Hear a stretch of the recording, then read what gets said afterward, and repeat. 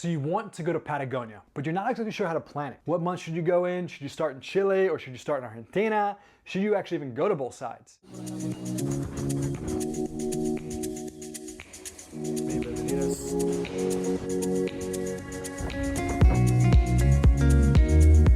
Well, today's video, we're going to dive into a deep dive for you to bring you along on my journey from when I planned a last-minute backpacking trip, coming here for my second time, but still going to see new parts. So we're going to roll all the way back to 2015. I actually came down here for the first time, teaching English in Chile, and then went down to Torres.delpaine in the deep part of Chilean Patagonia. And then in 2022, I came back and it was time to go back to Chile, see Argentina Patagonia for the first time. And then little did I know, I would actually be going back again earlier this year, 2023, to the deep part of Argentina Patagonia, to Ushuaia. So make it the third time we go back to Patagonia. So without further ado, let's dive into today's journey. I hope you learn a lot. I arrived into Argentina in October 2022, stayed at Ushuaia and actually got adjusted to what it was like. And I had not been here since 2015, so note 7 years, and 7 years is an eon or a lifetime with how things do change here in Argentina, especially with the economic situation. The reason why I was here in Argentina was I had a wedding to attend, but not for 2 more months. So I knew before that I was gonna dive into going to revisit Patagonia. So I'd have full-on adventure coming up, which I would plan right here at my laptop in Che Juan, here in Buenos Aires. So basically, sitting here in Buenos Aires, I talked to different people, figured out what it looked like with the blue rate. Western Union is more of a player out there, so that is where all the other foreigners and the hostel workers told me to go. So what does that look like? Well, check out the video right here as far as the exact details. Okay, special note why I decided to actually go change my money here in Buenos Aires is I looked at a lot of blogs online and I saw that actually there are situations where the ATMs or the Western Unions would run out of money down in Patagonia, and there's less of them. So I basically decided that I was going to take out a full amount, ended up being 1,500 US dollars at that point in time in the fall of 2022 to kind of have for me to go out all of my trip in the Argentinian side of Patagonia. Yes, you could say that was risky as far as maybe get stolen or something like that, but I chose that I wanted to have that money versus not have it. If you're planning last minute like myself, you have more flexibility of what days you go and all that. I would say the best way you're gonna get the best rate, actually going to Western Union, extracting your money, having an idea of what flights you wanna go on Aerolíneas Argentinas, and then walking to the office here in Buenos Aires with your cash, and then basically you'll pay a small cobra or fee to book in person, but still paying in person for your flights is actually cheaper than going online. Now the route, something to know, what I also mentioned here in my other video about top things to know about going to Torres.delpaine National Park. When you go to hike the O circuit, it doesn't open up until November 1st. So here I was sitting there in October and I had to plan basically my timeline to go do both Patagonias. So what I did was this. I actually planned to go down to Argentina Patagonia first, traveling long ways within Argentina. So I'll go from Buenos Aires down to El Calafate, do El Calafate and El Chalten, and then go from there by bus over to the Chilean side, do that side, take bus back to Ushuaia, do Ushuaia in that area there, and then go back up north in the Argentinian side. And that was the rough route. We're gonna dive into it here, tell you overall what I learned from accommodation, to the money situation, to things to see, and my overall impression of each of the locations I went to in Patagonia.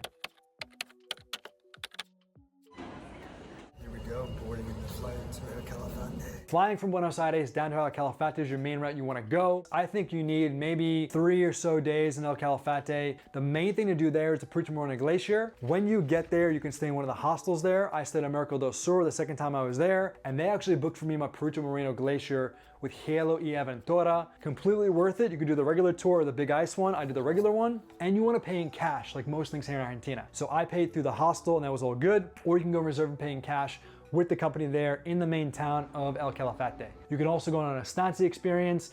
There's a ton of accommodation there. There is one ATM there to take out money in El Calafate, as well as, like I said, many places to shop and go eat. And aside from Moreno Glacier, that's your experience. After that, I would say your hostel can book you your bus going to El Chalten. That's an easy option. You can pay last minute, and moving on from there. Hey everybody, if you guys are enjoying this video so far, please smash the subscribe button. Give us a like, drop some comments down below with any questions, and help share this video to many other people out there to help grow this channel.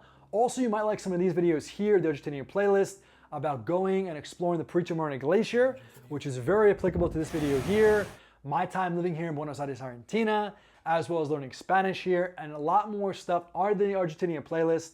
And now, let's jump back into the video. So, getting to El Chalten. Famous sign. Here are the things to note that I learned while I was there. El Chalten is also pretty touristy, but it's a smaller area, a smaller version of El Calafate. There's high-end accommodation you can see here. I paid $100 a night when I was sick and I want to have more peace and quiet. And there's also lower accommodation in this hostel here. I wouldn't say it was that great. The beds were pretty crappy, but it served its purpose and it was close to the trailhead. Going from there, there is no Western Union in El Chalten.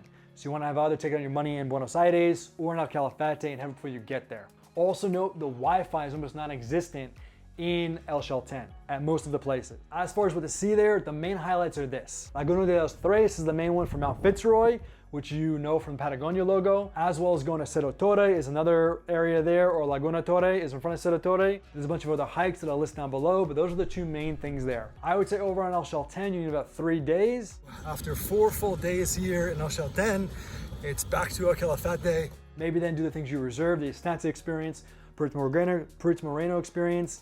Definitely do not miss out on the glacier experience. I would say in the 35 countries I've been to in the time I've been traveling, that is a highlight in the top of my bucket list of things I've seen in the world. Now booking your bus from El Calafate, going across the frontera or the border to Chilean Patagonia. I use this app here, BusBud, not sponsored. The ride going over to Chile was pretty easy. I loaded up on some protein bars because I knew I'd be hiking in Chile and I knew things would be more expensive in Chile. So I bought those in the Dietetica in the middle of El Calafate and then I moved on. Going through immigration was really easy as well. Dog sniffing your bags and all that stuff. Just always note when you cross the fronteras or the borders, don't bring any fresh fruit and otherwise you'll be set. So 6.5 hours total trip going from El Calafate to Puerto Natales in Chile.